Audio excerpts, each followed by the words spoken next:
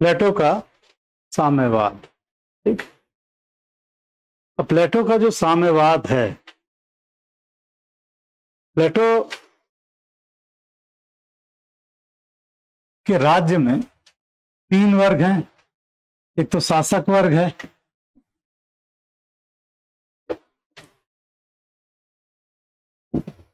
दूसरा सैनिक वर्ग है,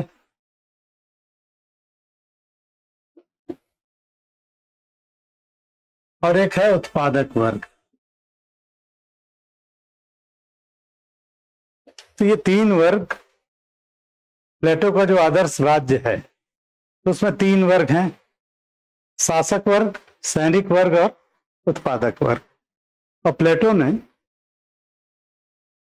अपनी जो शिक्षा व्यवस्था की, जिस शिक्षा व्यवस्था का रिपब्लिक में वर्णन किया, तो उसमें भी प्लेटो ने ये कहा कि व्यक्ति के अंदर जैसा गुण और क्षमता होनी चाहिए, मतलब जैसा गुण और क्षमता है उसी के अनुरूप उसको शिक्षा दी जानी चाहिए। ठीक। यानी जो प्लेटो की शिक्षा व्यवस्था है, तो एक तरफ तो प्लेटो उसको मानव स्वभाव से जोड़ते हैं और दूसरी तरफ समाज की आवश्यकताओं से जोड़ते हैं। इसीलिए प्लेटो ने शिक्षा की व्यवस्था सबके लिए समान नहीं रखी। जो सैनिक वर्ग है, एक तो शासक वर्ग जो है और सैनिक वर्ग, और ये उत्पादक वर्ग। तो हम देखेंगे कि उत्पादक वर्ग की जो शिक्षा है वो 20 साल में ही रुक जाती है। उच्च शिक्षा जो है उसमें सैनिक वर्ग और शासक वर्ग ये उच्च शिक्षा ग्रहण करते हैं। उसमें भी सैनिक वर्ग 30 वर्ष तक और शासक वर्ग 35 वर्ष तक, और 35 के बाद फिर व्यवहारिक शिक्षा उनकी 50 साल तक चलती है। इसमें ये जो दोनों वर्ग है, शासक वर्ग और सैनिक वर्ग, इसको प्लेटो अभिभावक वर्ग कहते हैं। यानी जो सैनिक और शासक वर्ग है, इसको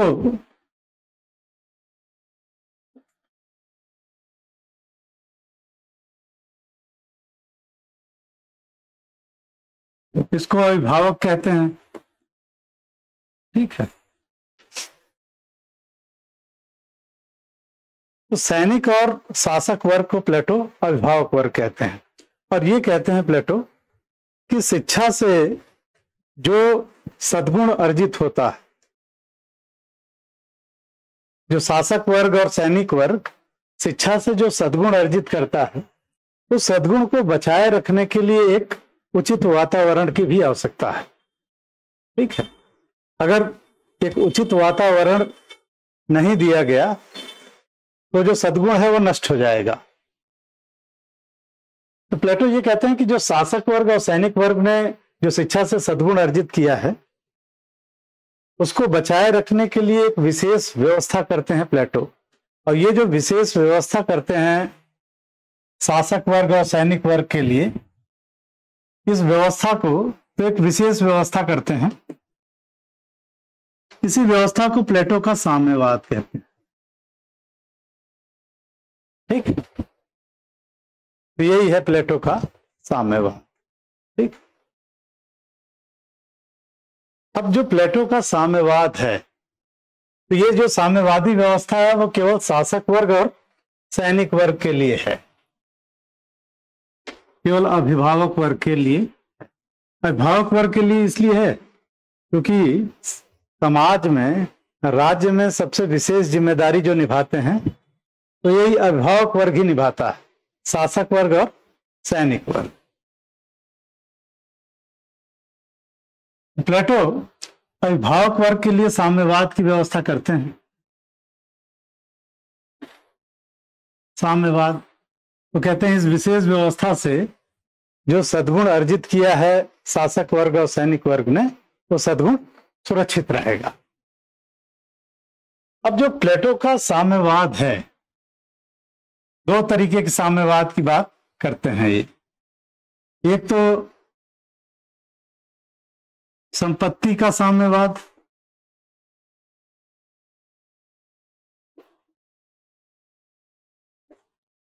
और दूसरा है परिवारों का साम्यवाद।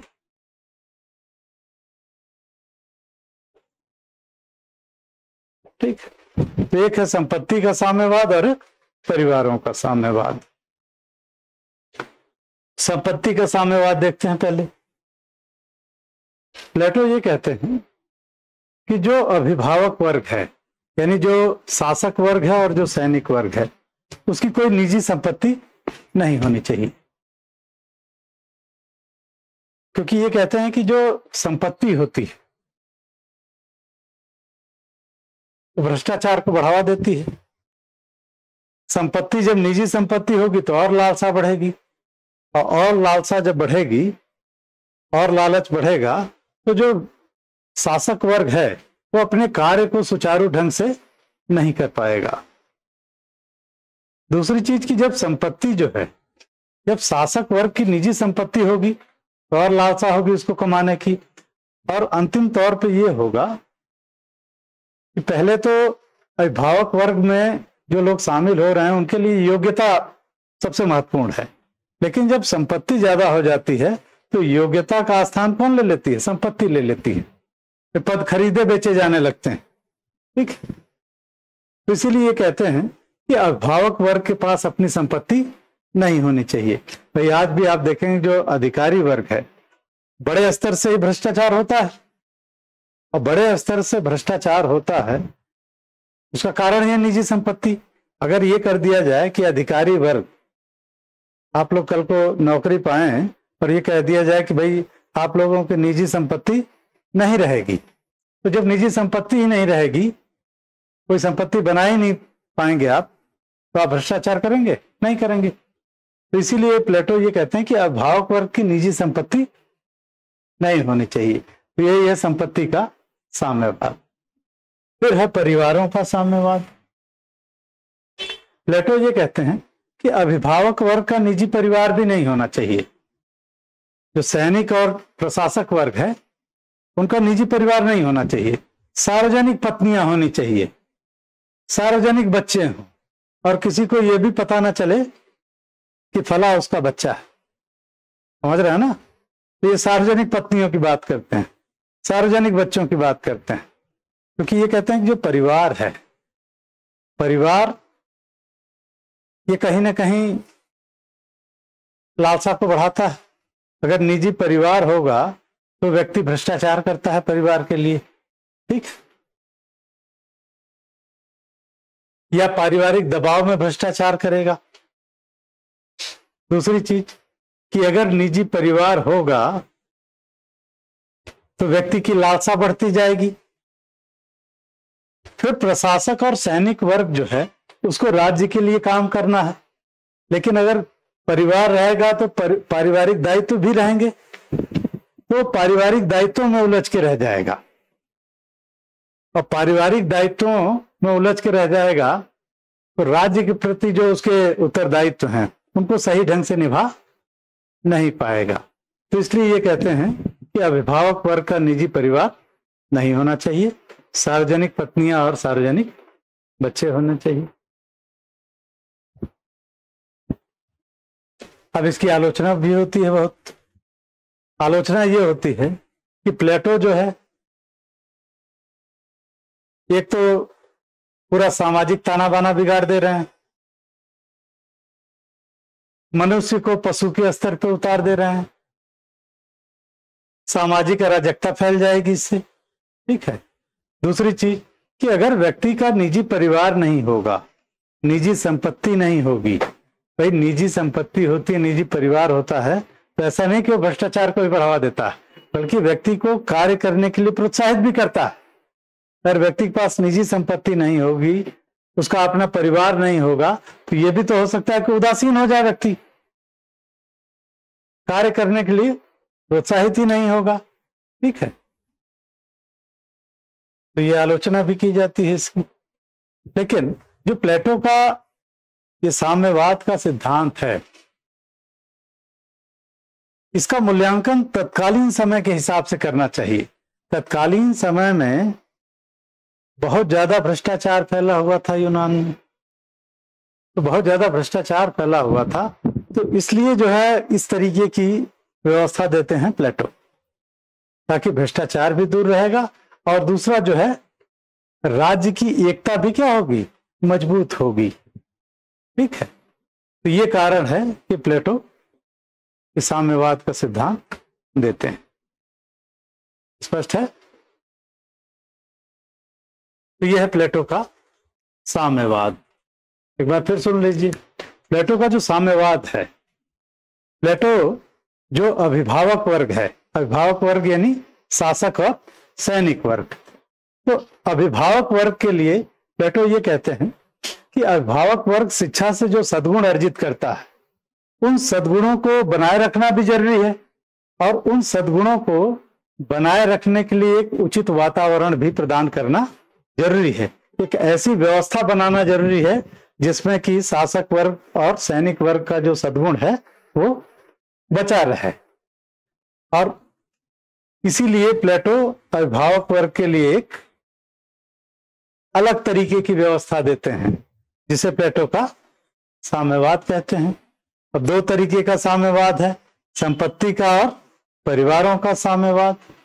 संपत्ति के साम्यवाद में प्लेटो ये कहते हैं कि अभिभावक वर्ग की निजी संपत्ति नहीं होनी चाहिए, क्योंकि निजी संपत्ति जो है और लालसा बढ़ाती है, भ्रष्टाचार को बढ़ावा देती है, और एक समय आता है कि योग्यता गौण हो जाती है और संपत्ति मुख्य हो जाती है, तो पद खरीदे बेचे जाने लगेंगे। ठीक है, तो इसलिए ये निजी संपत्ति, ये कहते हैं कि अभिभावक वर्ग की निजी संपत्ति नहीं होनी चाहिए। दूसरा परिवारों का साम्यवाद है, ये कहते हैं कि अभिभावक वर्ग जो है उसका अपना निजी परिवार भी नहीं होना चाहिए, सामूहिक पत्नियां, सामूहिक बच्चे होने चाहिए, क्योंकि परिवार जो है, परिवार भ्रष्टाचार को बढ़ावा देता है। अभिभावक वर्ग पारिवारिक दायित्वों में उलझ के रह जाएगा, तो राज्य के प्रति जो दायित्व हैं उनको सही ढंग से पूरा नहीं कर पाएगा। तो इसलिए ये निजी परिवार भी कहते हैं कि अभिभावक वर्ग का नहीं होना चाहिए। आलोचना ये होती है कि भाई मनुष्य को पशु स्तर पे उतार दे रहे हैं। विवाह जो है भाई ये सब एक सामाजिक संस्था है, एक व्यवस्था बनी हुई है समाज में, इसके माध्यम से ये पूरा सामाजिक ताना बाना बिगड़ जाएगा। दूसरी चीज की परिवार और निजी संपत्ति केवल भ्रष्टाचार को बढ़ावा नहीं देती, ये व्यक्ति को कार्य के लिए प्रोत्साहित भी करती है। अगर निजी संपत्ति और परिवार नहीं होगा तो यह भी हो सकता है कि अभिभावक वर्ग उदासीन हो जाए। ठीक है, तो यह आलोचना होती है। लेकिन प्लेटो का जो साम्यवाद है उसको तत्कालीन परिस्थितियों में उसका मूल्यांकन करने की आवश्यकता है। तत्कालीन समय में जो भ्रष्टाचार फैला हुआ था उसको दूर करना चाहते थे कौन? प्लेटो। इसके अलावा इसके माध्यम से राज्य में एकता और मजबूती भी कायम करना चाहते थे। ठीक, तो यह है प्लेटो का साम्यवाद।